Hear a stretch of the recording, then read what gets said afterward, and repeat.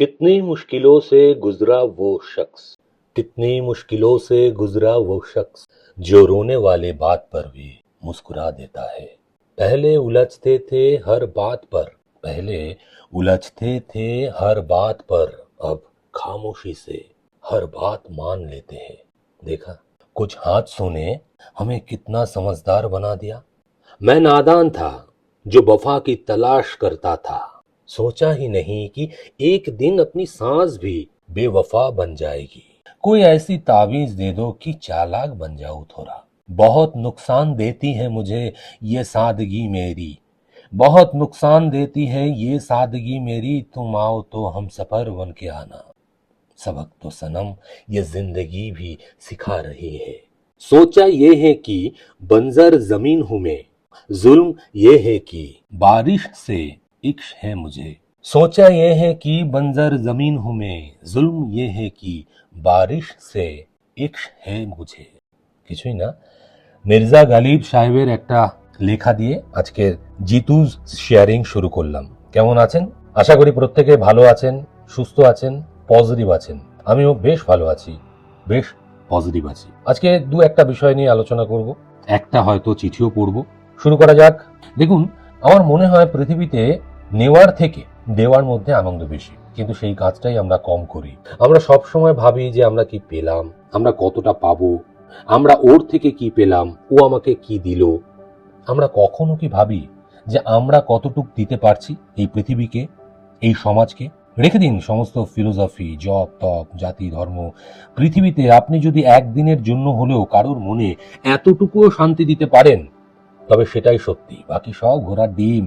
বিশ্বাস করুন, স্বামী বিবেকানন্দ বলেছিলেন, উদারতাই সেই ধর্ম, তার অনন্ত হাত বিস্তৃত করে পৃথিবীর সব মানুষকে আলিঙ্গন করবে। সেই ধর্মে কারোর প্রতি অসহিষ্ণুতা বা পীড়নের কোনো স্থান থাকবে না। কতটা গভীর তত্ত্ব উনি বুঝিয়েছিলেন। আজকে ভালোবাসার অভাবে মানুষ নিজের ধর্ম ভুলে যাচ্ছে, স্বার্থান্বেষী হয়ে উঠছে। একটা বারের জন্য অনুভব করুন, কি অনুভব করবেন? পাগলের মতো মানুষকে অনুভব করুন, আপনার পাশে দাঁড়িয়ে থাকা মানুষটিকে অনুভব করুন, দেখবেন তার মতো আনন্দ আর কিচ্ছু নেই। শুধু অনুভব করুন, এত ভালো লাগবে নিজের আত্মার প্রতি যে আমি মানুষটাকে অনুভব করলাম। সে ভালো আছে সেটুখানি অনুভব করুন, তার ভালো থাকায় আনন্দ পান। সে খারাপ আছে, তার খারাপ লাগাটাকে অনুভব করুন। যদি সাহায্যের হাত বাড়িয়ে দিতে ইচ্ছে হয়, যদি বাড়িয়ে দিতে পারেন বাড়িয়ে দিন, যদি না পারেন শুধু তার কষ্টের সঙ্গী হন, অনুভবের সঙ্গী হন।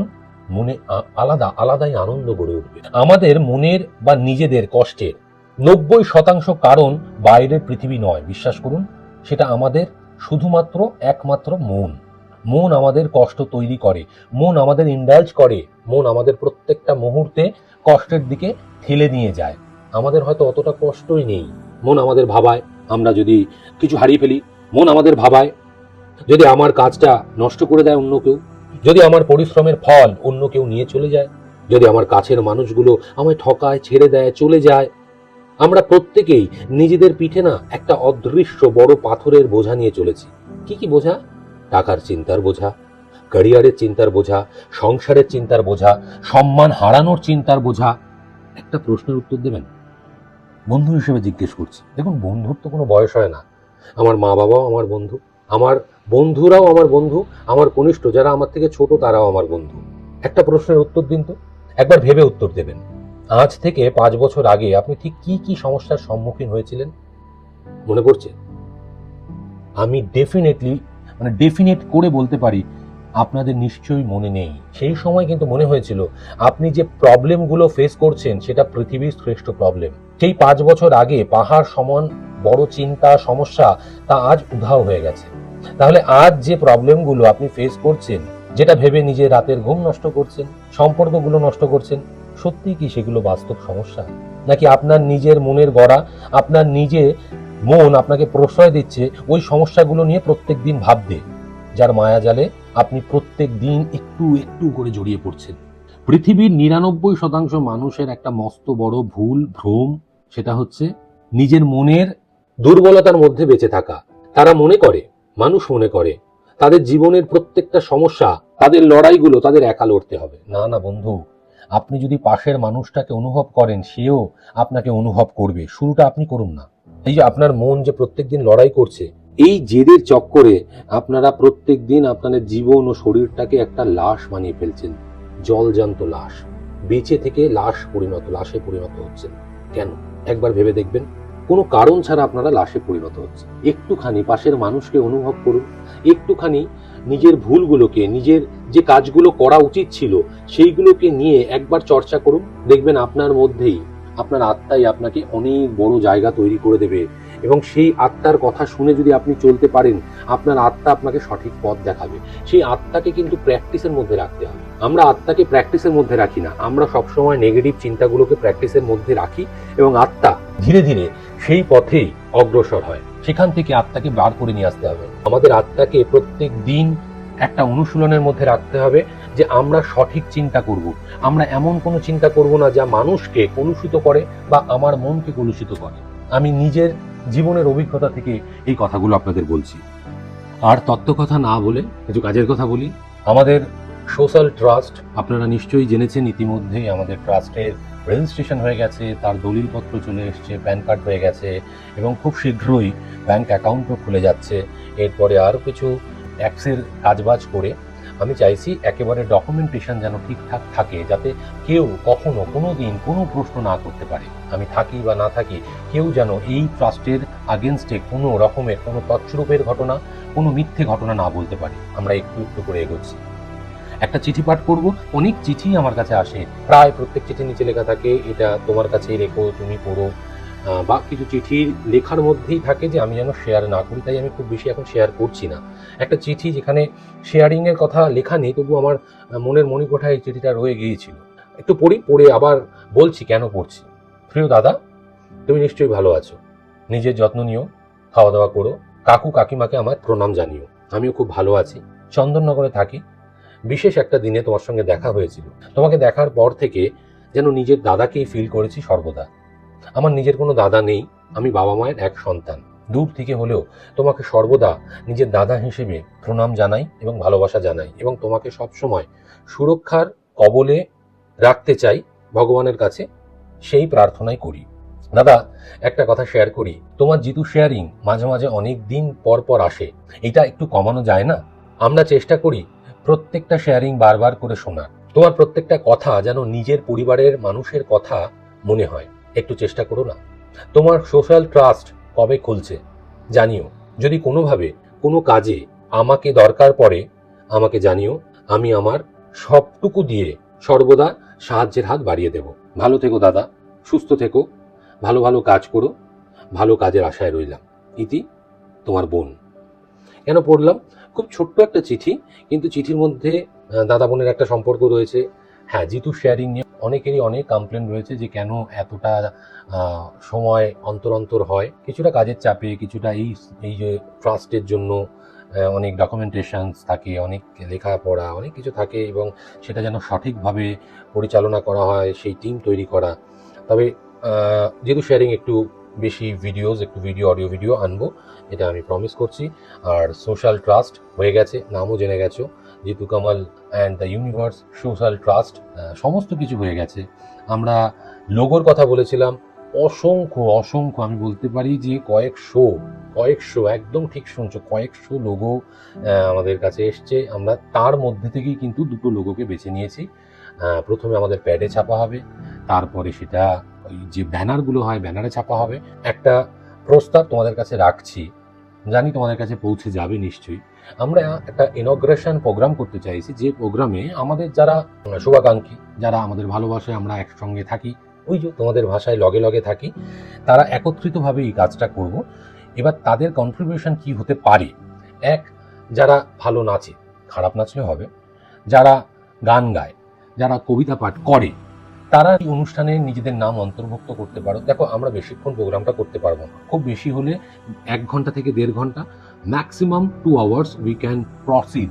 তো আমরা সেইটুখানি সময়ের মধ্যে কিছু অনুষ্ঠান, কিছু নৃত্যানুষ্ঠান, কিছু কবিতা, কিছু পাঠ, তারপরে ইনোগ্রেশন, আমাদের সমাজের বিশিষ্ট মানুষদের বলা। আমি প্রত্যেক মানুষকেই বিশিষ্ট ভাবি।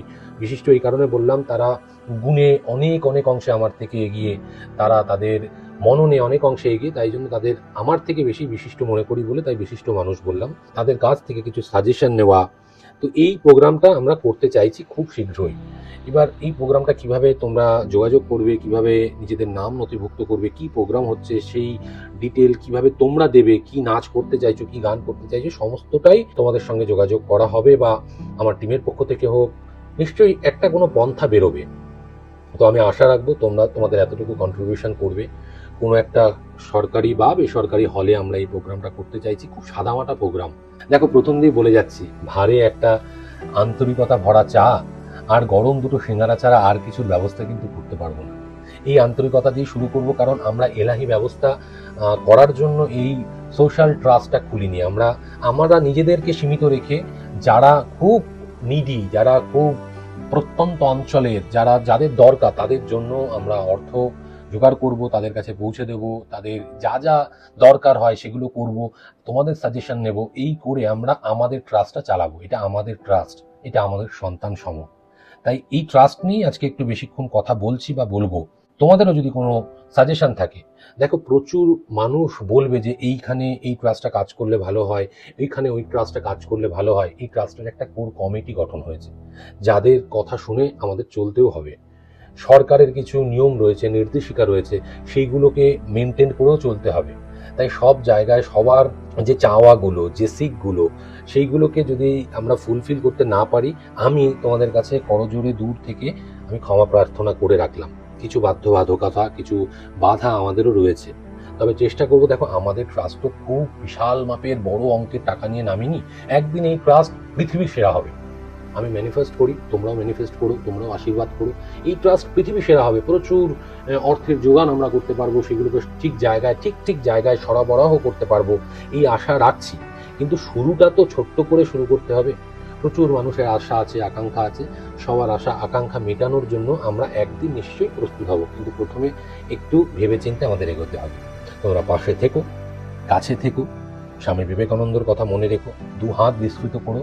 এবং এই কাজটা করার জন্য কিছু কিছু মানুষ আমরা নিশ্চয়ই নেব, কিছু কিছু মানুষকে আমাদের দরকার হবে। কিন্তু অর্থ দিয়ে কিন্তু সেই কাজ আমরা করাতে পারবো না, কারণ এটা সোশ্যাল ট্রাস্ট। তোমরা একটু ভালো করে ভেবে দেখবে, একটা এনজিও অর্গানাইজেশন।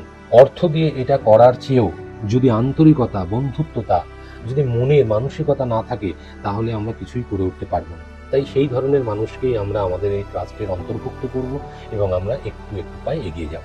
যাই হোক, এবার কাজের কথায় আসি। কাজ আসছে, চিন্তা করবে না, কাজ তো করতেই হবে। প্রত্যেকে নিজের নিজের কাজ করে তারপরে এই ট্রাস্টের ব্যাপারে ভাববে। প্রচুর সোশ্যাল মিডিয়াতে আমি গ্রুপ দেখি, নানা ধরনের ক্রিয়েটিভ ওয়ার্ক দেখি। Bravo bravo, I really thankful to you. আমি ঋণী প্রত্যেকের কাছে। Thank you very much for showing your love, for spreading your love, spreading your good thoughts. প্রত্যেক দিন, যদিও এই মুহূর্তে দাঁড়িয়ে আমার সোশ্যাল মিডিয়া ইউজিংটা কম, কাজ আসছে। নির্দ্বিধায় থাকো, একসঙ্গে থাকো। কারুর সঙ্গে কারুর মতভেদ থাকলে সেটাকে মিটিয়ে ফেলো। পৃথিবীটাকে আমরা খুব অল্প দিনের জন্য কাছে পেয়েছি। তাই ইগো, মানসিক যন্ত্রণা, একে অপরকে কটু কথা বলা, এগুলো নিজেদের মধ্যে বন্ধ করো। দেখো, অন্যরা বলবেই, তাই জন্য সেটাকে গায়ে মেখে উত্তর দিলাম একবার, ঠিক আছে। খুব গাঢ় অন্যায় করলো, নিশ্চয়ই উত্তর দেবো, কিন্তু নিজেদের মধ্যে কটু কথা চালাচালি বন্ধ হোক। ভালো থাকো, প্রত্যেকে ভালো থাকুন। বড়দেরকে সম্মান করুন, ছোটদেরকে স্নেহ করুন। ছোটরাও কিন্তু সম্মানের হকদার, ওরাও কিন্তু সম্মান আশা করে। তাই আমরা বড়দেরকে সঙ্গে নিয়ে ছোটদের পথ আমাদেরকে মেনটেনও করতে হবে। ছোটরা কিন্তু মাঝে মাঝে দারুণ দারুণ পথের কথা বলে। ঈশ্বরকে স্মরণ করে আজকের মতো এইখানে জিতুর শেয়ারিং শেষ করছি। আমাদের ট্রাস্ট নিয়ে আমাদের ভাবনা অনেক বৃহৎ। আমাদের আশীর্বাদ করবেন, এটা আমাদের সন্তান সম। ভালো থাকবেন। থ্যাংক ইউ ভেরি মাচ বলে ফেললাম, তারপরেও একটা কথা বলি। অনেকে অনেক ডোনেশন পাঠান। এবার বলবো যে ব্যাংক অ্যাকাউন্ট নাম্বার চলে আসলে আমরা কিউআর কোড শেয়ার করব, সেখানে আপনারা পাঠাবেন। কিন্তু ক্যাশ টাকা এবার আর না পাঠানোই ভালো। কিছুদিন আগে 10,000 একটা চেক পাঠিয়েছেন, তার চিঠিটা আমি পড়তে চেয়েছিলাম, কিন্তু আজকে এই সেগমেন্টটা অনেকটা বড় হয়ে যাচ্ছে বলে তো সেই 10,000 চেকটা ভাঙিয়ে আমরা আমাদের যথাস্থানে রেখেছি। এখনও আমাদের কাছে আপনাদের প্রদেয় 30-40 হাজার টাকার মতো আছে। আমরা তো প্রত্যেক বছর চেষ্টা করব আপনাদের কাছে অডিটটা পেশ করার চেষ্টা, না অডিট তো করতেই হবে, ট্রাস্টেড অডিট থাকতেই হবে। কিন্তু যে ক্যাশ টাকার আদান প্রদান হয়েছে সেটাও কিন্তু আমরা গতবার আশা করি দিয়েছিলাম একটা কোনো ভিডিওতে, যে এই টাকা এই জন দিয়েছেন। তো প্লিজ এবার আমরা ক্যাশ টাকার আদান প্রদানটা বন্ধ করব। আর চিঠি দেওয়ার স্থানটাকেও আমরা চেঞ্জ করব, যে অ্যাড্রেসটা আমরা দিয়েছিলাম লাস্ট সেটাকেও খুব তাড়াতাড়ি চেঞ্জ করব, একটু নজরে রাখবেন। Thank you once second. এবার শেষ থ্যাংক ইউটা জানালাম। ভালো থাকবেন।